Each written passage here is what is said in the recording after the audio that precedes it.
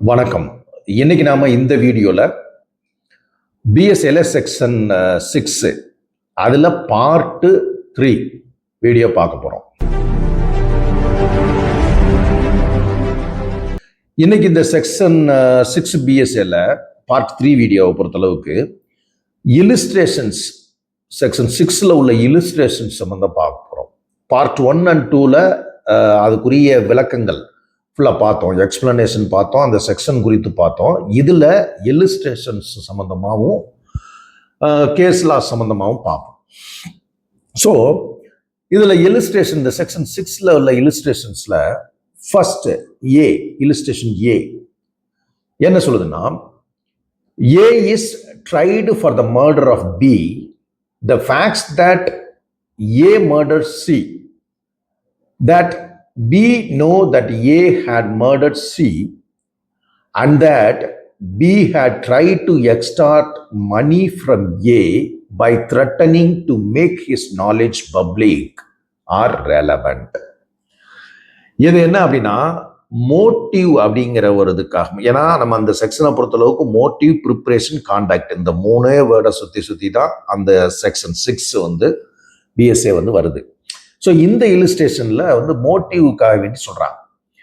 இப்ப ஏ வந்து பியை வந்து கொலை பண்ணிட்டாரு அப்படிங்கிறது சம்பந்தமா வந்து ஒரு ட்ரையல் நடக்குது ஏவுக்கு எதிராக. ஏ பியை கொலை பண்ணிட்டாருன்னு சொல்லி. சரி, இப்ப ஏ வந்து சிய கொலை பண்ணியிருக்காரு ஆல்ரெடி. இந்த விஷயம் இந்த பி இப்ப செத்துருக்காரு இல்லையா, பி அவருக்கு பிக்கு வந்து தெரியும்.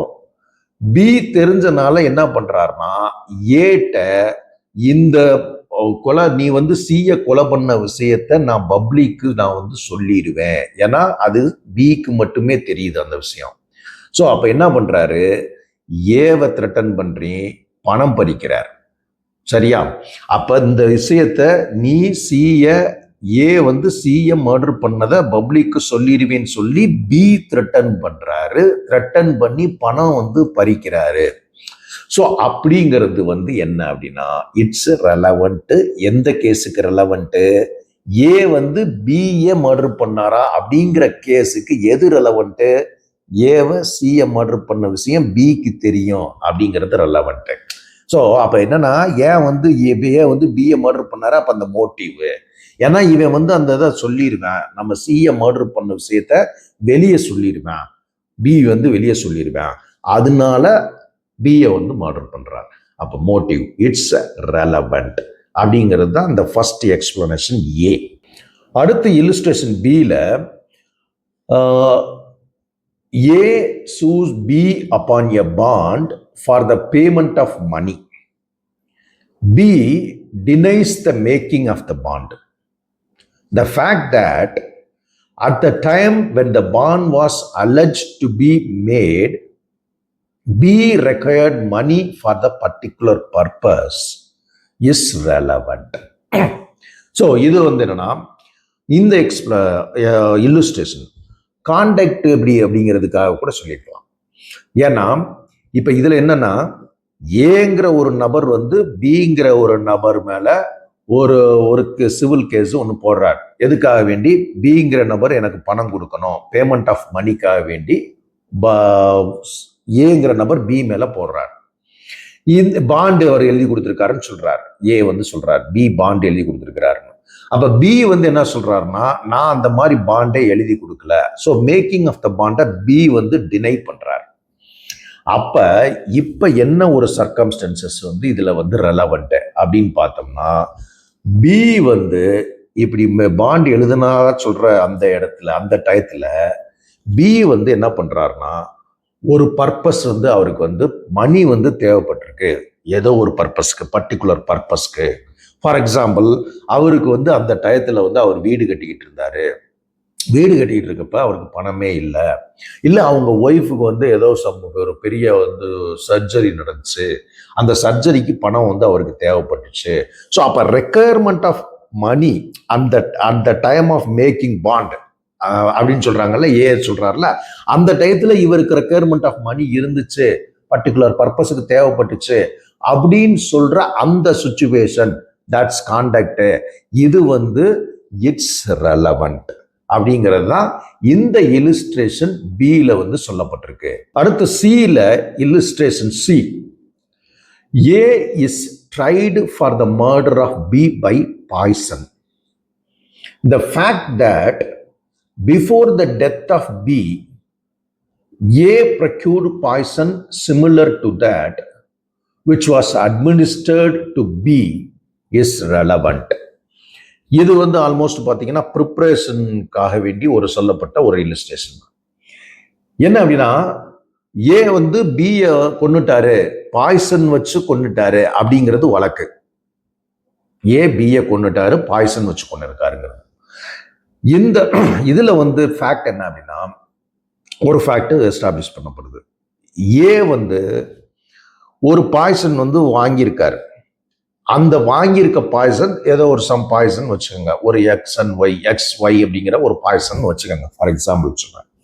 இப்ப பி உடல்ல இருந்து கண்டுபிடிக்கப்பட்ட அந்த இறந்து போன ஒரு இதுல இருந்து கண்டுபிடிக்கப்பட்ட பாய்சன் வந்து XYங்கிற அதே பாய்சன், அதே மாதிரியான பாய்சன் அப்படி இதுங்கிறப்ப இப்ப ஏ வந்து பாய்சனை வந்து வாங்கியிருக்கு. இதே மாதிரி சிமிலர் பிக்கு வந்து உரிய பாய்சன் இருக்கு இல்லையா, பி உடல்ல வந்து பாய்சன், சிமிலர் டைப் ஆஃப் பாய்சனை ஏ வந்து வாங்கியிருக்காரு அப்படிங்கிறது இட்ஸ் ரெலவெண்ட். ஏன்னா ப்ரிப்பேர் பண்ணி இருக்கிறதாக வந்து கொண்டு வருவாங்க.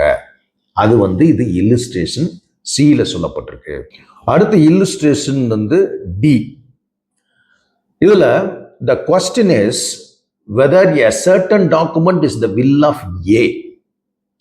The fact that not long before the date of the alleged will, A made inquiry into matters to which the provisions of the alleged will relate, that he consulted advocates in reference to making the will, and that he caused drafts of other wills to be prepared, of which he did not approve, are relevant. This illustration also ப்ரிப்பரேஷனுக்காக சொல்லப்பட்ட ஒரு illustration தான். அதாவது என்ன சொல்றாங்க அப்படின்னா, question வந்து இப்போ வந்து ரைஸ் பண்ணப்படுது. ஒரு சர்டன் டாக்குமெண்ட், இந்த ஒரு டாக்குமெண்ட் இருக்கு, இது வந்து ஏ உடைய வில்லு தானா, ஏ எழுதின வில்லா இப்படிங்கிறது ஒரு கொஸ்டின் வந்து ரைஸ் பண்ணப்படுது ஒரு வழக்குல. இப்ப இந்த வழக்கு அந்த இதை பொறுத்தளவுக்கு, அதாவது கொஞ்ச நாளைக்கு, நாட் லாங் பிஃபோர், ரொம்ப நாளைக்கு இல்லை, கொஞ்ச நாளைக்கு முன்னாடி ஏ வந்து என்ன பண்ணியிருக்காருன்னா, ஒரு அட்வொகேட் கிட்ட போய் வில்லு எழுதுறது சம்பந்தமா கன்சல்ட் பண்ணாரு. சரியா? அப்படிங்கிறது வந்து ஒரு ரெலவெண்ட். கன்சல்ட் பண்ணியிருக்காரு. அதே மாதிரி வில்லு எழுதுறது சம்பந்தமா என்கொயரி பண்ணியிருக்காரு. சில பேர்கிட்ட என்கொயரி பண்ணியிருக்கிறாரு. அல்லது வில்லு வந்து பாத்தீங்கன்னா ஒரு டிராஃப்ட் வந்து என்ன பண்ணியிருக்காரு, எழுதினாரு. அந்த டிராஃப்டை வந்து அதை அப்ரூவ் பண்ணாம அந்த டிராஃப்ட் இருந்துச்சு. ஸோ இதெல்லாம் வந்து என்ன அப்படின்னா ஒரு ப்ரிப்பரேஷன். அவரு அந்த வில்லு எழுதுறதுக்கான ஆயத்த பணிகள் என்னென்னவோ மேற்கொண்டிருக்கலாம். ஆனா அப்ப இந்த மாதிரியான விஷயங்கள் எல்லாமே ரெலவெண்ட். எங்க ரெலவெண்ட் அப்படின்னா, ஒரு டாக்குமெண்ட் சொல்றாங்க இல்லையா, அந்த வழக்குல ஒரு டாக்குமெண்ட் இது ஏ எழுதின வில்லு தானா அப்படிங்கிறது சம்பந்தமா ஒரு கொஸ்டின் எழுப்பப்படுது இல்ல. அப்ப அந்த இதுக்கு வந்து எது எதெல்லாம் ரெலவெண்ட்னு கொண்டு வர்றாங்க அப்படின்னா, இவர் வந்து ஒரு ஏற்கனவே ஒரு டிராஃப்ட் வில்லு எழுதியிருக்காரு, அதை அப்ரூவ் பண்ணல. இவர் வில்லு எழுதுறது சம்பந்தமா கன்சல்ட் பண்ணாரு அட்வொகேட்டை. இவர் வில்லு எழுதுறது சம்பந்தமா வந்து இந்த மாதிரி மேட்டர்ஸை வந்து ஒரு அவங்களுடைய நண்பர்கள்ட்ட டிஸ்கஸ் பண்ணாரு, ரெஃபர் பண்ணாரு, என்கொயரி பண்ணாரு. இப்படிங்கிறது எல்லாமே இட்ஸ் ரெலவெண்ட். இதெல்லாம் ஒரு ப்ரிப்பரேஷன்ல வருது அப்படிங்கிறது தான் இந்த இல்லுஸ்ட்ரேஷன் டில சொல்லப்பட்டிருக்கு. அடுத்து இல்லுஸ்ட்ரேஷன் இ. இதுல என்னன்னா, A is accused of a crime. The facts that either before or at the time of or after the alleged crime A provided evidence which would tend to give to the facts of the case and appearance favorable to himself, or that he destroyed or concealed evidence, or prevented the presence or procured the absence of persons who might have been the witnesses, or suborn persons to give false evidence respecting it are relevant. இது எந்த இல்லுஸ்ட்ரேஷனை பொறுத்தளவுக்கு கான்டாக்டுக்காக வேண்டி சொல்லப்படுற ஒரு illustration. அதாவது ஒரு கிரைம்ல, ஒரு வழக்குல, ஒரு கிரைம் வழக்குல ஏவை குற்றவாளியா இது பண்றாங்க, அக்யூஸ் பண்றாங்க. அப்ப அதுல பாத்தீங்கன்னா அந்த குற்ற வழக்குல ஏங்கிற ஒரு நபரு அந்த கிரைமுக்கு முன்னாடி அல்லது அந்த கிரைம் நடக்கிறப்ப at the time of the crime or before the crime or after the crime, alleged crime, அதுக்கு இந்த கிரைமுக்கு அப்புறம், அப்ப மூணுமே சொல்றாங்க, பிஃபோரு அல்லது at the time of the crime அல்லது அதுக்கு அப்புறம் ஆஃப்டர் த கிரைம். இந்த மூணு கிரைம், இந்த மூணு ஸ்டேஜ்ல அவருடைய ஆக்டிவிட்டிஸ் இருக்கு இல்லையா, அதெல்லாம் இட்ஸ் ரெலவெண்ட். ஃபார் எக்ஸாம்பிள் அதிலே சொல்லிடுறாங்க, சப்போஸ் ஒரு எவிடன்ஸை மறைச்சிருந்தாலோ கன்சீல் பண்ணியிருந்தாலோ, சரியா, அல்லது மறைச்சிருந்தாலோ destroyed the evidence or conceal the evidence, அல்லது ஒரு எவிடன்ஸ் அவருக்கு ஃபேவரபிளா இருக்கக்கூடிய விட்னஸ் அல்லது அவருக்கு எதிராக சொல்லக்கூடிய விட்னஸை சப்போஸ் ப்ரொக்யூர் பண்ணி வச்சிருந்தாலோ, அல்லது அவங்களுடைய ஆப்சன்ஸை வரவிடாம தடுத்திருந்தாலோ, இதெல்லாம், அல்லது ஒரு நபரை ஃபால்ஸ் எவிடன்ஸ் கொடுக்கறதுக்கு இன்டியூஸ் பண்ணி இருந்தாலோ. ஸோ இப்ப இது எல்லாமே என்னது, அந்த கிரைமுக்கு முன்னாடி கிரைம் அப்ப அல்லது அதுக்கப்புறமேட்டுக்கு அவருடைய கான்டக்டை பர்டிகுலரா குறிக்குது. ஸோ அதனால இந்த மாதிரி எல்லாமே இட்ஸ் அ ரெலவெண்ட் அப்படின்னு சொல்லி இந்த இல்லுஸ்ட்ரேஷன் ஏல சொல்லப்பட்டிருக்கு. அடுத்து இல்லுஸ்ட்ரேஷன் எஃப். இதுல the question is whether A robbed B. The facts that after B was robbed, C said in A's presence, the police are coming to look for the person who robbed B, and that immediately afterwards A ran away are relevant. இதுவும் கான்டாக்டை பத்தி தான் சொல்லுது. இது பாத்தீங்கன்னா அந்த explanation 1 இருக்கு இல்லையா, அந்த செக்ஷன் 6ல உள்ள எக்ஸ்பிளனேஷன் 1ல கான்டாக்ட் பத்தி சொல்லியிருப்பாங்க. அதாவது ஒரு statement accompanying or explain the acts ஆயிருக்கணும் அந்த ஸ்டேட்மெண்ட் அப்படிங்கிறதுக்காக வேண்டி சொல்லியிருப்பாங்க. அது போன வீடியோல சொல்லியிருக்கேன். அதுக்குரிய இல்லுஸ்ட்ரேஷன் இந்த எஃப் இல்லுஸ்ட்ரேஷனு. இதுல என்ன அப்படின்னு சொல்லிடுறாங்கன்னா, இந்த கொஸ்டின் என்ன ரைஸ் பண்றாங்க, ஏ பியை ராபரி பண்ணாரா அப்படிங்கிற கொஸ்டின் எழுப்பப்படுது. அப்ப பியை ராபரி பண்ணதுக்கு அப்புறமேட்டுக்கு அந்த இடத்துல சி என்ன சொல்றாருன்னா, சிங்கிற ஒரு நபர் என்ன சொல்றாருன்னா, ஏ இருக்கிறப்ப, சரியா, பி ராபரி பண்ணதுக்கு அப்புறம் முடிஞ்சிருது, ஏ இருக்கிறப்ப சிங்கிற ஒரு நபர் என்ன சொல்றாரு அப்படின்னா, இந்த போலீஸ் இப்ப வந்துகிட்டு இருக்காங்க, பியை ராபரி பண்ணவனை பிடிக்கிறதுக்காக வேண்டி அவனை அப்படின்னு வந்துகிட்டு இருக்கிறாங்க அப்படின்னு சொல்லி சொன்ன உடனே, எல்லாம் பார்த்துக்கிட்டு இருக்காங்க, இல்லை தேடிக்கிட்டு இருக்காங்க அப்படின்னு சொல்லி சொன்ன உடனே, அப்படி சொல்றப்ப சம்பந்தமே இல்லாம ஏ அந்த இடத்த விட்டு ஓடி போயிடுறாரு.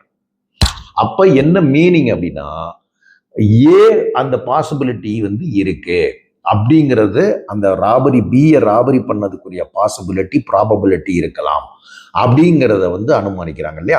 ஸோ அப்ப இது கான்டாக்ட், அவனுடைய கான்டாக்ட். ஏன்னா இப்ப இந்த statement accompany and explain the acts வருது பார்த்தீங்களா, அதுதான் முக்கியமான விஷயம்.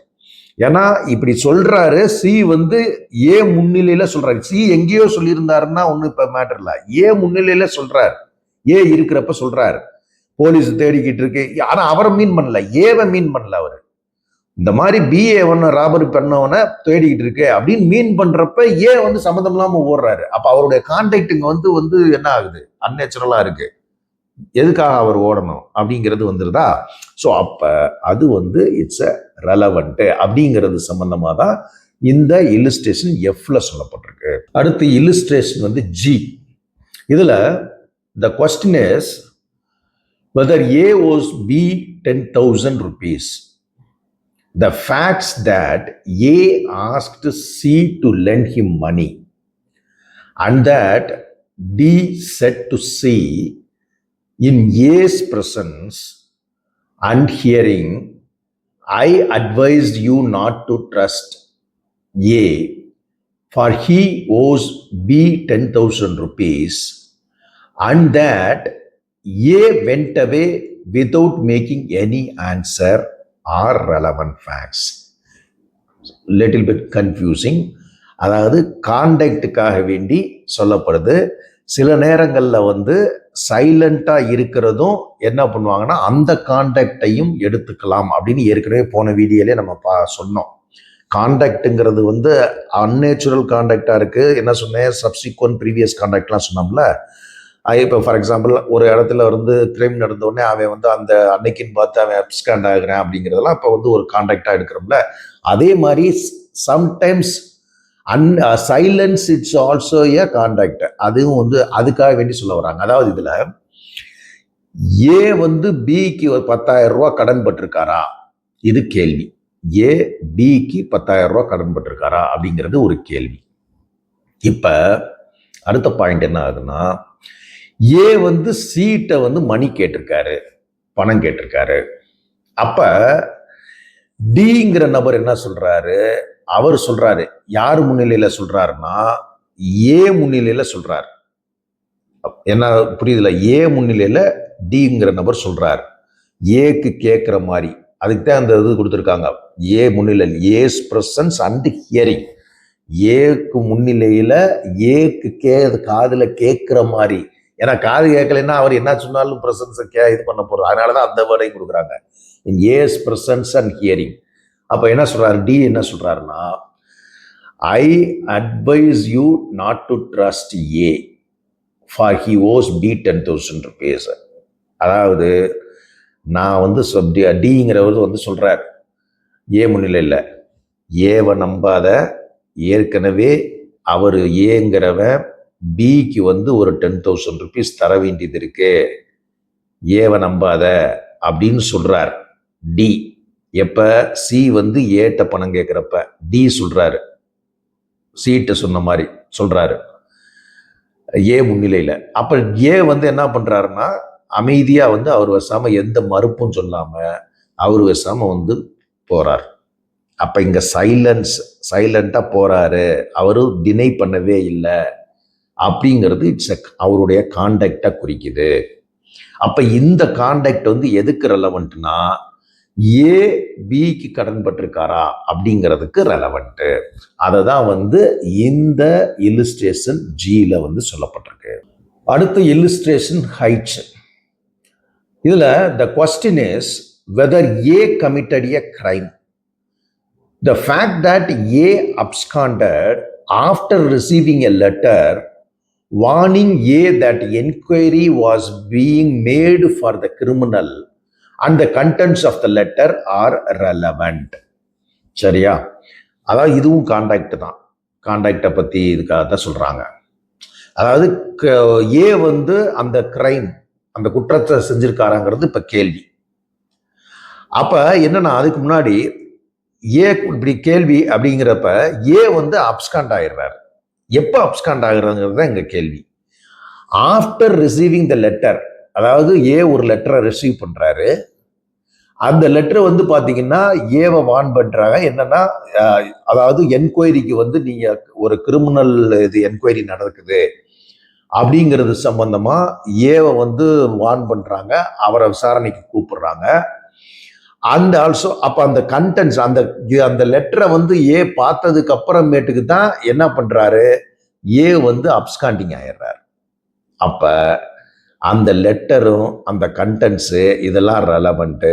அவருடைய கான்டாக்ட் இருக்கு இல்லையா, அப்ஸ்காண்டிங், இந்த இதுக்கு அப்புறமேட்டுக்கு எதுக்கு ரெலவெண்ட்டு, ஏ அந்த குற்றம் சாட்டப்படுறாரு இல்லையா, கிரைமுக்கு, இந்த குற்றத்திற்கு இவர் காரணமான, அப்ப இந்த கான்டாக்ட்லாம் வந்து ரெலவெண்ட்டு அப்படிங்கிறது தான் இந்த இல்லுஸ்ட்ரேஷன் ஹைட்ஸ்ல வந்து சொல்லப்பட்டிருக்கு.